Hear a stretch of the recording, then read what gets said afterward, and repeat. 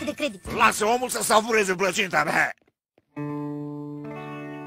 Dipper, sunt eu, Mabel. Mă uit la tine prin geam. Iar aici, asta e vocea mea. Vorbesc cu tine dinăuntru. M-ai văzut prin... Da, Ce-ai pățit?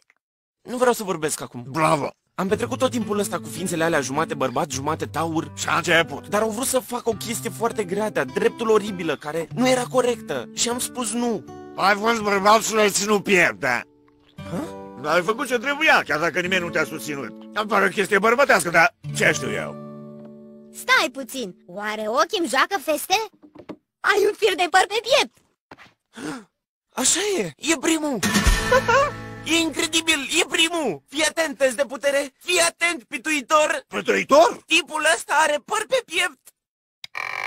Album oportunitate. Stai liniștit, puștule, dacă semeni cu mine o să ai mai mult decât atât. Oh, scârbos.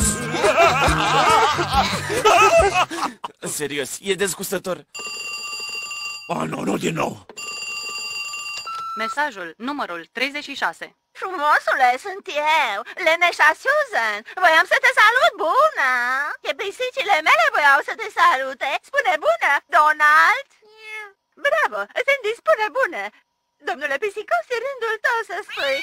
Domnule Pisicos! Mă rog, sună-mă, sună-mă! Cum n-ai scap de asta?